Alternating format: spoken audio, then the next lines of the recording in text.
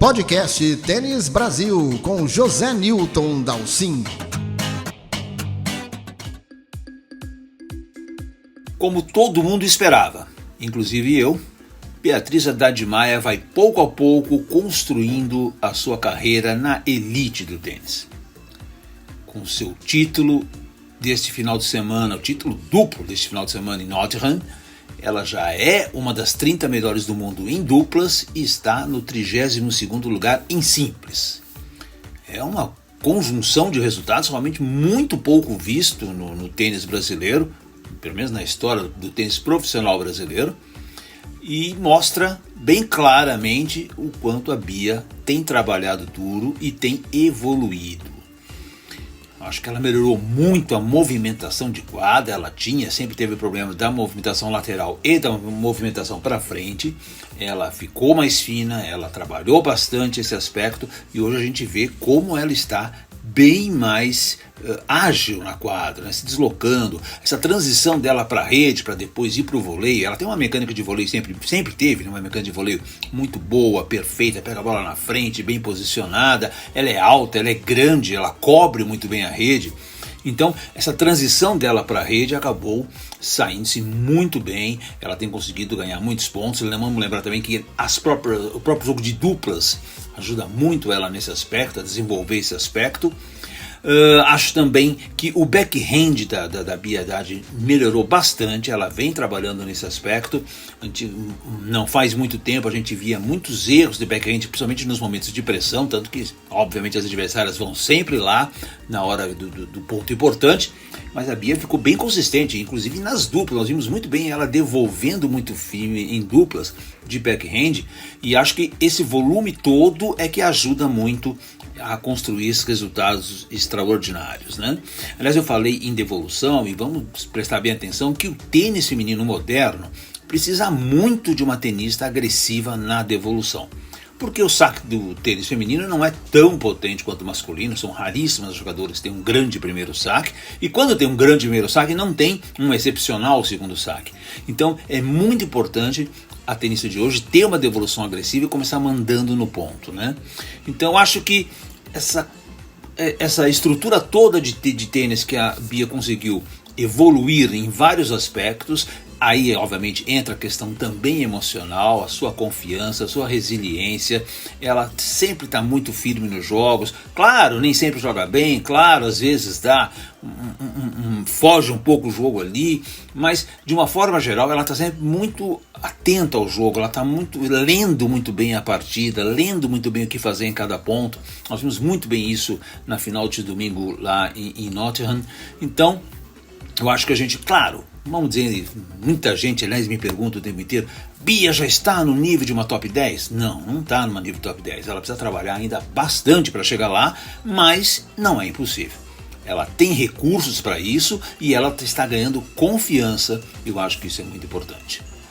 Também falei no blog desse final de semana a respeito da chance da Bia entrar de cabeça de chave em Wimbledon, e isso está ainda mais concreto depois da divulgação do ranking desta segunda-feira pela WTA. A Bia, como vocês sabem, foi para 32 do mundo e ela é ameaçada com os resultados dessa semana por 1, 2, 3, 4, 5 jogadoras poderiam ultrapassar a Bia, fazendo com que ela caísse para 37, possivelmente. Só que dessas 5, uma não vai poder jogar o Wimbledon, que é a bielorrussa Alexandra Sasnovich. Então, na verdade, 4 tenistas apenas poderiam ultrapassar a Bia e ela, então, correria o risco de cair de 32 para 36. No entanto, nós já sabemos que 5 tenistas russas ou bielorrussas não poderão competir em Wimbledon em função do regulamento imposto pelo governo britânico, que barrou os jogadores dessa nacionalidade no torneio.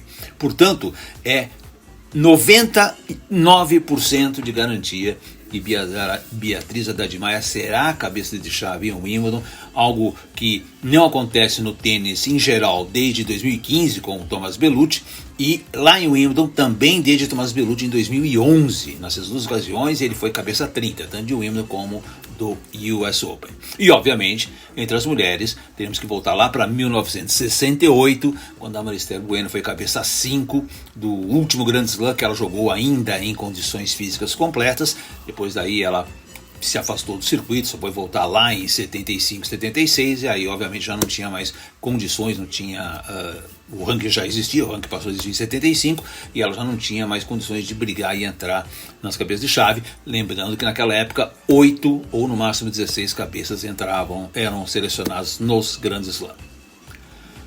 Muito bem, e vamos aproveitar esse gancho todo falando da Bia e colocar aí no áudio para vocês uma entrevistinha bem rapidinha enviada para mim pela assessoria de imprensa da Bia Haddad Maia, pela Diana Gabani, a Bia falando um pouquinho dessa sua campanha deste final de semana. Vamos ouvir aí. Eu fico bem feliz, né, com todo esse trabalho que a gente vem fazendo. Acho que todos esses dados e históricos, marcas pessoais que eu venho conquistando é realmente muito trabalho que a gente vem plantando já de alguns anos. Então, não só eu, mas como toda a minha equipe.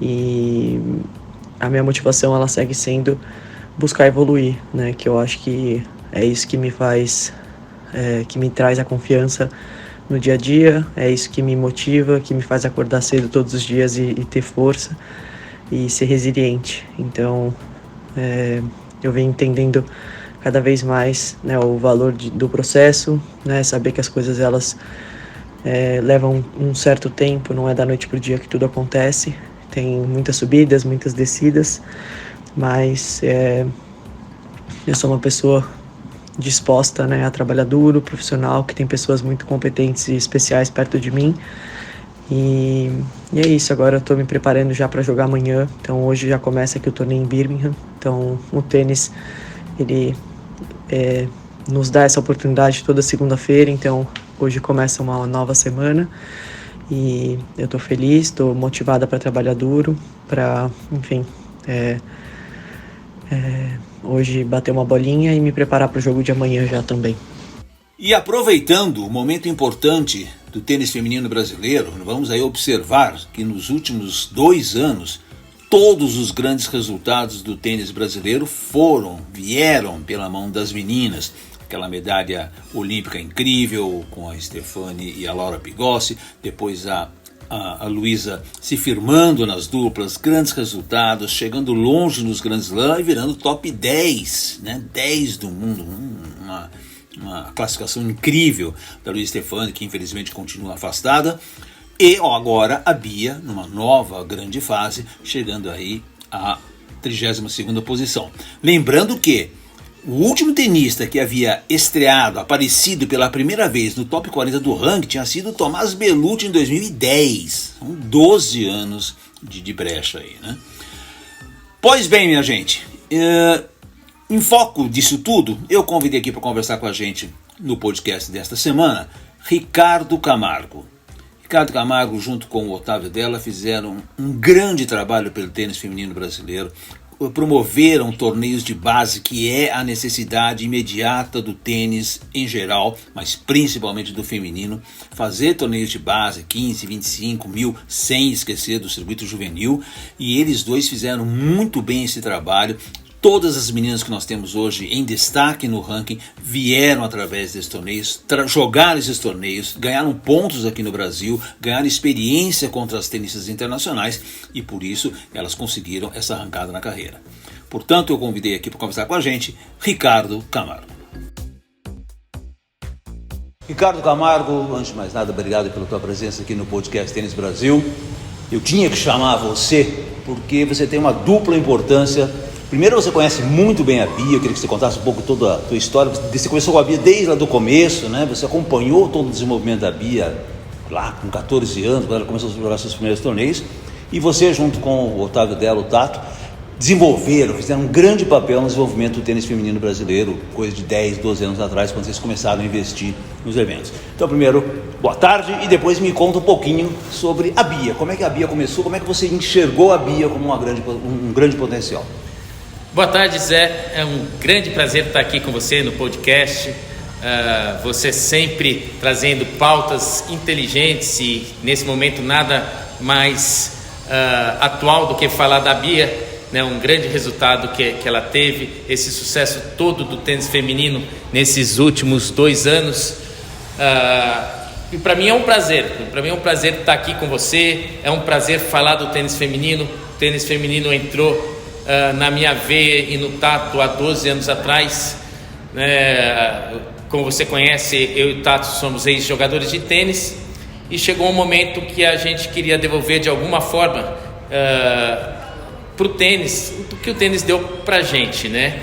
E num certo momento da nossa vida, a gente estava olhando quais seriam as oportunidades no tênis que a gente poderia estar investindo. E naquele momento a gente percebeu que existia uma lacuna muito grande do tênis masculino e do tênis feminino. E aí colocamos isso em números e acabei levando para um grande visionário, outro apaixonado de tênis, que era o Fernando Chacon.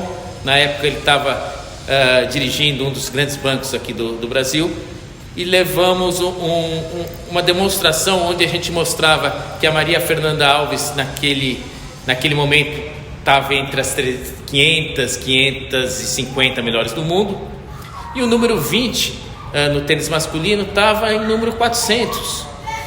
E isso demonstrava principalmente a falta de investimento no tênis feminino, né? Esse é um problema antigo. O Brasil passou por uma lacuna muito grande no tênis feminino. A gente teve Maria Esther Bueno, depois tivemos uma geração muito boa com a Niege Dias, Silvana Campos, logo em seguida a Dada Vieira, e ficamos, foi 25 anos que a gente ficou sem uma jogadora na chave principal de um Grand Slam. Naquele momento vendemos essa ideia para o Chacon, e ali a gente começou um circuito de tênis feminino no Brasil. São exatamente 12 anos. Para a gente é satisfatório quando a gente faz um projeto, e esse projeto tem começo, meio e fim, um projeto de sucesso. Quando eu falo um projeto de sucesso, é um sucesso das meninas, né? Eu acho que a gente foi apenas um meio de poder disponibilizar ferramentas para elas se tornarem tenistas. O Brasil chegou a ter anos com 23 torneios, chegamos a realizar 23 torneios profissionais no ano. Então, nesses 12 anos, acredito que a gente deve ter feito entre 100 e 150 torneios profissionais femininos no Brasil, e que veio como grande ápice. Eu vejo essa vitória da Bia algo extraordinário, né? Na grama, aquilo que ela mesmo sempre ela falou após a vitória, que ela não acreditava que o primeiro título dela viesse na grama, mas pra gente que é do meio, a gente sabia que a Bia, numa quadra rápida, ela tem muito mais chance de ganhar de qualquer jogadora. Ela é uma jogadora de muita potência, canhota, né? A história do Nadal, na história do Nadal, canhoto é canhoto na grama faz uma diferença. Então, assim, não foi para mim surpresa. Eu estava esperando qual semana que seria que ela ia ganhar um WTA e um torneio desse tamanho. A Bia é uma menina super especial, a gente conhece ela lá do Pinheiros. Ela entrou um pouquinho depois da minha fase do Tato dentro do clube, né? A gente teve ali 13 anos, mas a gente acompanha a carreira dela desde pequenininha. Os pais são dois queridos, a mãe jogava com a gente, um pai, um jogador de vôlei, então isso ajudou muito a Bia nessa parte física, né? Uma menina alta, e ela tem uma resiliência sobrenatural, né? A gente, antes de ela vir para a Austrália, ela treinou bastante aqui, a gente teve a oportunidade de conversar bastante. Ela contou principalmente o ano passado, foi um ano de superação, um ano onde ela terminou um relacionamento de longo tempo que ela tinha com o Thiago Monteiro, né? Até para quem não sabe aí do Tênis Brasil, né? Mas eu acho que todos que estão ligados aí são apaixonados de tênis. E aquela coisa da pandemia, né? Ela jogou semana atrás de semana. Então, assim, essa é uma grande virtude da Bia. Ela consegue ficar fora de casa semana atrás de semana, fazendo a coisa certa, se cuidando, e tudo que ela precisava era pegar uma fase da carreira dela onde ela não tivesse nenhum problema físico, que foi o que atrasou um pouquinho, que a Bia hoje está com 25, 26 anos, esse primeiro WTA dela podia ter sido com 22, se ela não tivesse tido tantos problemas e tantas pedras no meio do caminho, né? Então eu vejo que esse título da Bia tardou um pouquinho, principalmente por causa desses problemas físicos que ela teve durante todos esses anos. Então, para mim, muito contente dessa vitória da Bia. Aquilo a medalha olímpica do tênis feminino, eu acho que foi a maior conquista do tênis brasileiro. Ali eu até escrevi um texto super bacana no Instagram, me emocionei naquele texto.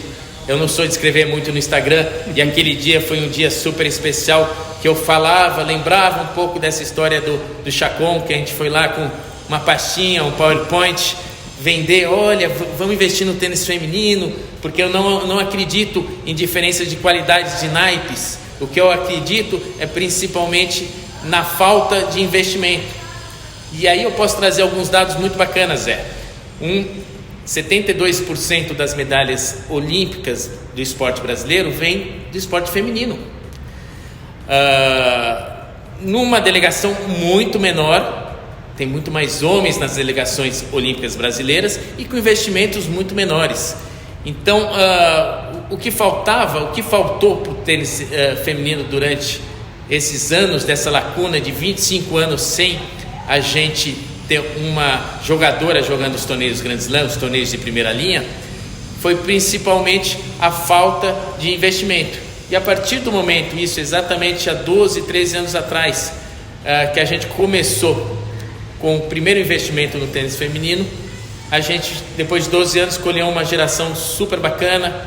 Hoje ainda é uma geração pequena de quantidade, mas excelente de resultados. A gente tem 5, 6 meninas jogando o circuito, viajando o circuito mundial feminino. Quando eu falo viajando, é viajando para a Europa, é viajando para os torneios, e todas elas entre as 200 melhor. Então aí... Sim, cara, e como você bem lembrou, todas passaram pelos seus torneios, todas, praticamente todas, sem exceção, inclusive as que já pararam aí, Paulo Gonçalves, todas elas passaram pelos seus torneios. Ou seja, o trabalho de base que foi desenvolvido ali é o que plantou que nós estamos vendo hoje, né? Então eu insisto muito nessa questão de que é preciso plantar, e a gente não pode esquecer disso em relação ao tênis feminino.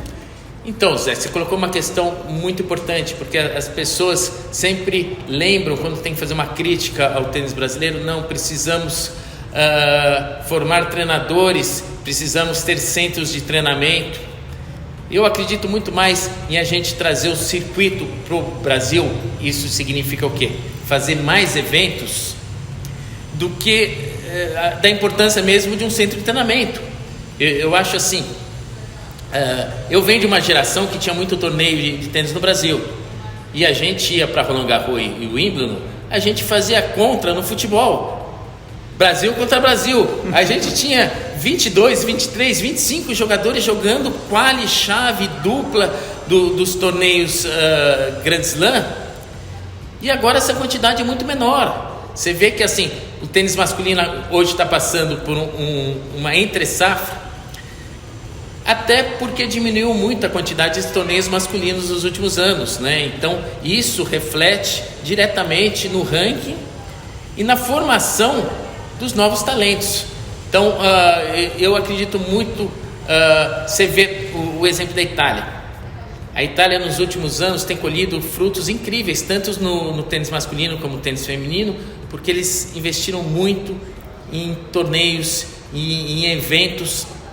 E isso trouxe essa qualidade, né? De hoje a gente ter até ontem a gente tinha 2 italianos entre os top 10, né? E eu acho que foi a melhor fase do tênis italiano de todos os tempos, desde que eu acompanho o tênis, né? Então, essa que eu acho que é a grande importância dos eventos na formação de atletas brasileiros. Cara, você não acha também que falta um pouquinho mais de envolvimento das mulheres no próprio esporte brasileiro, mas principalmente no tênis? Porque a gente vê muito claramente, as meninas todas, elas são orientadas por homens. Não temos nada contra isso, nada contra os homens especificamente, mas É uma realidade diferente você treinar uma mulher, né? É preciso um outro conhecimento, inclusive pessoal, de físico, né? E a gente vê poucas treinadoras, principalmente no alto nível, se envolvendo com o tênis feminino. Isso é uma grande verdade, Zé. Eu sou muito amigo da Patrícia Medrado e converso muito com ela sobre isso, né? A importância da gente envolver as mulheres em todas as fases da indústria do tênis. E aí a gente fala desde aquela primeira professora de formação, as treinadoras do juvenil e depois nessa transição do tênis juvenil para o profissional. Eu acho que a gente teve um grande salto de qualidade quando... E aí eu não diria que de qualidade, mas um salto importante quando a gente trouxe a Robertinha Burzagli para ser capitã da Fed Cup. Porque assim, eu acho que uma mulher consegue ter uma conversa com outra que eu acho que não consegue com um homem. E a gente, antes da gente estar gravando aqui, a gente bateu um papo informal e a gente tentou puxar. Pô, Zé, você acompanha o tênis mundial há anos e anos.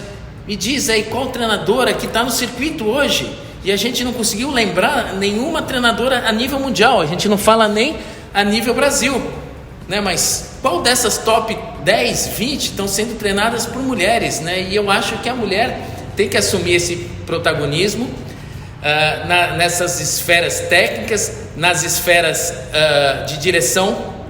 Fiquei muito triste e chateado por ser um defensor do tênis feminino, defensor da causa das mulheres do esporte, né? Quando a gente tiver um pouco mais de tempo, eu vou contar um pouco do projeto que a gente tem do esporte feminino olímpico. Mas assim, na hora que a gente vê a Mauresmo, que foi, a gente lá atrás comemorou ela ser a primeira diretora de um Grand Slam, responder que ela não coloca um jogo feminino na rodada noturna por não ser tão atraente para o público, poxa, isso é um tiro no pé, né? Eu, se fosse presidente da WTA, daria pulos, estaria chegando lá e falando, poxa, se essa posição de Roland Garros, da diretora de Roland Garros, o ano que vem não teremos os jogos femininos em Roland Garros. Onde é que está essa igualdade? Porque as mulheres cobram igualdade nos prize money, mas tinha que cobrar também a igualdade no protagonismo. Queremos ter jogos noturnos também. O tênis feminino, ele é atraente. Talvez ele não esteja a mesma velocidade de bola, talvez a mesma potência, mas tem coisas muito bacanas no tênis feminino. O tênis feminino ele é bonito, ele é plástico, né? Então a gente tem que trazer isso para dentro do tênis. Ele é mais tático, né? Você percebe claramente a busca tática de um jogo feminino, né? É incrível, Zé. Parece que são jogos distintos, né? Por isso que eu sempre coloco, é importante a gente trazer essa mentalidade para dentro dos clubes, para dentro das academias. Hoje a gente sofre ainda bastante na base. Quando eu falei que hoje tem 6, 7 meninas jogando o circuito, mas isso porque a gente sofre muito na base lá embaixo. Quando a gente pega nos 14 anos, a gente faz uma chave de um torneio nacional com 128 meninos e a gente, para fazer uma chave 16 feminino, a gente tem que ligar para o treinador para ele escrever atleta. Então, assim, mulheres tem que ensinar mulheres a jogar tênis. Não que não possa ter homens, mas é importante o olhar, a sensibilidade feminina para que aquela jogadora não abandone o tênis, né? A gente como homem é mais difícil a gente ter essa percepção, ter essa qualidade de poder talvez ajudar uma menina de 12, 13, 14 anos a tomar certas decisões, a dar conselhos, que é um momento importante da transição, porque o tênis feminino acontece muito até os 14 anos. A gente tem uma lacuna depois dos 15, 16 e 17, porque as meninas boas de 14 e 15 anos já começam a jogar os torneios de 18. Então é muito importante a gente ter essa presença feminina nessas posições chaves no tênis brasileiro, principalmente. E para já encerrar, Ricardo Camargo, e o departamento feminino da Confederação? Não deveríamos ter um departamento feminino forte e atuante na confederação? Exatamente isso, Zé. Eu acho que esse é um passo super bacana. O Rafa tem feito um trabalho no tênis feminino, tem valorizado muito o tênis feminino. A gente começou há 12 anos esse trabalho com o tênis feminino. Era mais difícil as confederações, clubes, os órgãos olharem com carinho para o tênis feminino. Hoje, depois desses resultados que o tênis feminino tem trazido para o esporte brasileiro, tem aberto portas, e é isso mesmo, Zé. Precisamos colocar então um departamento feminino na confederação, nas federações, nos clubes. Vamos ver se a gente consegue em algum momento colocar uma presidente de confederação brasileira de tênis, uma mulher. Então, para isso a gente precisa primeiro ter uma presidenta de federação mulher, né, que defenda a causa do tênis feminino. As meninas são super unidas, essa geração das meninas são meninas resilientes, trabalhadoras, um exemplo. Então, assim, eu e o Tato, a gente fica muito feliz de a gente ter participado de algum jeito, de a gente ter sido uma ferramenta para proporcionar para essas jogadoras o que está acontecendo com o tênis feminino hoje. Ricardo Camargo, agradecer demais a tua presença aqui no podcast Tênis Brasil, e aí ficarmos de olho, quem sabe a Bia apronta muito ainda aí, principalmente o Wimbledon está chegando. É isso aí, Zé. Eu que agradeço você mais uma vez abrindo o espaço para o tênis feminino. É isso que o tênis feminino precisa. A gente falar mais do tênis feminino. O tênis feminino é legal. As meninas são super guerreiras, heroínas. Então, assim, vamos estar de olho no tênis feminino, vamos valorizar o tênis feminino, e com certeza a Bia ainda vai trazer muitas alegrias. Não só a Bia, a Laurinha Pigossi, Gabriela Sé, a Rebeca Pereira, a Luísa Estefânia. Não deixa esquecer nenhuma, Zé, porque a Carol Meligene, porque essas meninas são verdadeiras guerreiras. Elas merecem todas a gente levante a bola delas mesmo, porque elas são guerreiras, elas estão na estrada com mochila nas costas. Então, assim, toda a glória tem que ser delas. Muito obrigado, Zé. Este foi o podcast Tênis Brasil com José Newton Dalcin.